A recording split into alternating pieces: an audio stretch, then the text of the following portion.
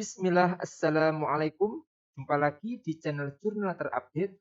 Oke guys, jadi tidak jadi diumumkannya Anies Baswedan dan Rano Karno pada tanggal 26 Agustus kemarin, Cagup dan Cawagup Jakarta dari PDIP masih menyimpan misteri. Bagaimana nasib Anies jelang pendaftaran Pilkada Jakarta yang tinggal hitungan hari atau in due time? Jangan-jangan apa yang pernah diprediksi Bang Adi Praetno akan terbukti?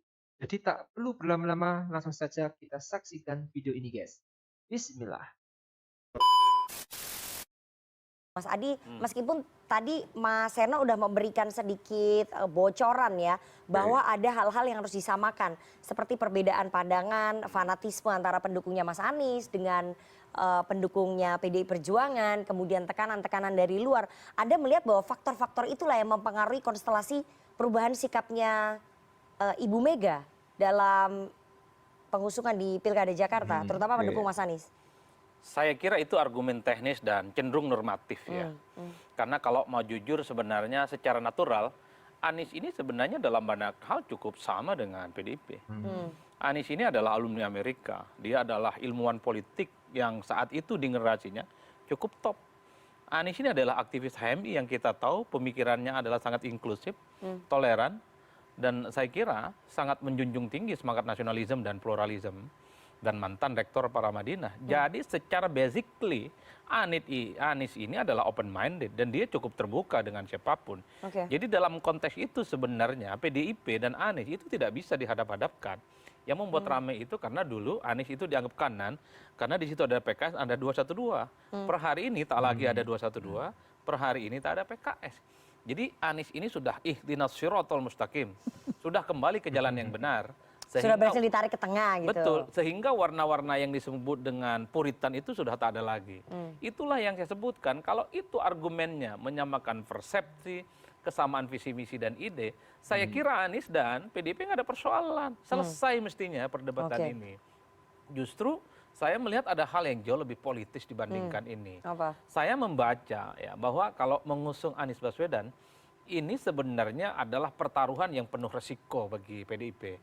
Satu, secara ideologi partai, yang kedua dari segi kaderisasi ini tidak bagus, karena memang PDIP di berbagai tempat yang penting memuliakan kadernya.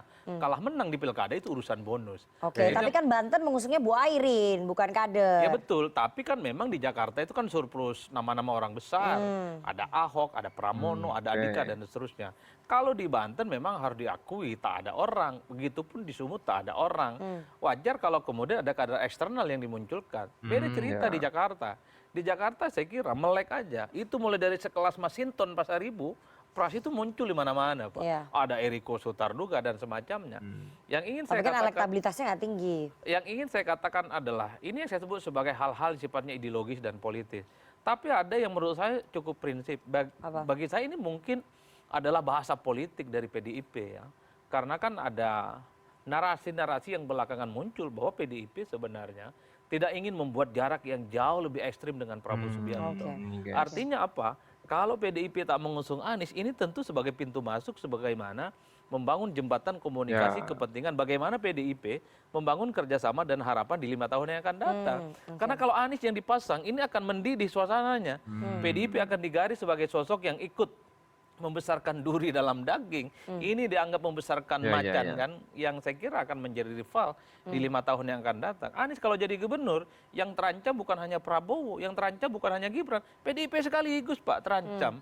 Jadi kader-kader PDIP itu bisa wassalam juga itu, karena Anies lah yang akan jadi bintang. Jadi hal yang semacam ini yang saya lihat bahwa persoalan Anies ini terlampau mentereng soalnya dan mengancam begitu banyak kepentingan politik.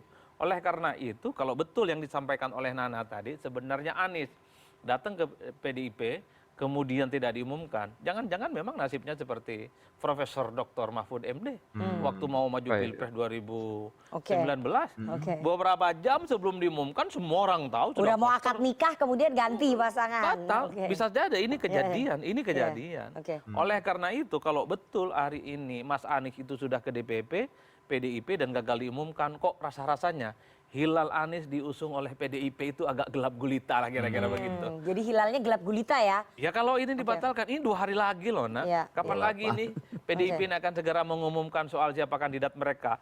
Bahwa Seno tiap hari bilang ini persoalan teknis, nanti ada injury time. Mungkin nanti ada yang disebut dengan extra time. Soal pengumuman Jakarta, Jawa Tengah, udahlah ini teknis-teknis saja sebenarnya. Kalau ujungnya gelap gulita. Betul, kalau iman politiknya cocok, secara politik sama-sama menguntungkan. Malam ini aja deklarasi barang ya enggak? Bisa deklarasi di Tugu Monas sana itu loh. Oke, bahkan di Banten kan PDIP versus Kim Plus ya, PDIP versus everybody itu. Kalau begitu enggak juga, di Banten juga friendly match. Airin ini orang Kim Plus kok, orangnya Golkar per hari ini. Kecuali Airin pindah malam ini, pindah ke Merah, ngelawan apa namanya, jagoan dari Gerindra, baru head to head. Problemnya Nggak adalah begitu head to head kalau betul, di Banten. Andra Soni Gerindra, Airin Golkar. Jadi siapapun yang menang, ini masih orangnya Prabowo juga ini barang. Jadi ini yang saya kira ada kepentingan keberlanjutan itu yang sepertinya dijaga oleh sekian begitu banyak partai Tapi politik. persoalannya, pertanyaannya, kalau memang resiko itu disadari ke depan bahwa kalau memasang Mas Anies Baswedan itu akan mempersulit ataupun membuat distrust ya antara PDI Perjuangan dengan pemerintahan selanjutnya dengan Pak Prabowo Subianto. Kenapa dari awal dijajaki, itu pertanyaannya. Sebenarnya kan nggak perlu dijajaki dari awal. Namanya Nggak perlu diberikan PHP kayak gini nih Mas Andi. Ya bukan PHP sebenarnya, ada juga yang terlampau kegeeran Pak. Artinya apa? Saya selalu mengatakan bahwa kenapa Anies itu wassalam sekalipun MK itu mengeluarkan putusan yang memudahkan. Karena PDIP di berbagai tempat saya tracking, mereka itu mendahulukan kadernya dibanding yang lain Pak. Kalau di partai yang lain ada kecenderungan yang penting menang, sekalipun tidak mencalonkan kader, kok rasa-rasanya PDIP dan PKS, saya membaca, mereka ini selalu memuliakan kadernya di event politik elektoral. Entah itu pemilihan gubernur, bupati, wali kota, termasuk presiden. Kalah menang itu soal, ya itu urusan Allah Subhanahu wa Ta'ala. Yang penting kader dulu yang ya. penting kader maju dulu. Oke guys, jadi memang PDIP dan Anies Baswedan mempunyai ideologi masing-masing. Dan itu harus kita hargai guys. Inilah negara demokrasi. Memang ini menjadi ujian berat bagi partai PDIP untuk menentukan pilihan cagup di Pilkada DKI Jakarta khususnya. Setelah dinilai ada upaya penjagalan Anies sedemikian rupa guys. Suatu partai walaupun tidak bisa mengusung sendiri cagup, tetap berusaha mencalonkan kadernya sendiri sebagai cagup. Memang menjadi aneh dan ajaib bila partai PDIP bisa usung calon sendiri tetapi mengusung calon dari luar dan tidak mengusung kadernya yang sudah populer dan membela kepentingan partainya. Mungkin dari internal partai perkirakan kemungkinan yang terburuk bisa saja kadernya terpecah menjadi 2 kubu khususnya. Kondisi demikian benar-benar menjadi dilema dan ujian iman politik otoritas kebijakan partai PDIP untuk mengusung Anies atau tidak terkait integritas, komitmen, dan ideologi partai. Logika akal sehat dan pertimbangan hati nurani menjadi variabel utama dalam mengambil keputusan. Dan keputusan politik yang diambil sebesar-besarnya demi menjaga, merawat, dan menjunjung tinggi jati diri, martabat, dan kehormatan partai. Jadi mungkin itu guys yang bisa saya sampaikan untuk video kali ini. Bagaimana menurut kalian soal video ini? Tulis komentarnya di bawah ini ya guys ya. Saya izin pamit dulu. Wassalamualaikum warahmatullahi wabarakatuh.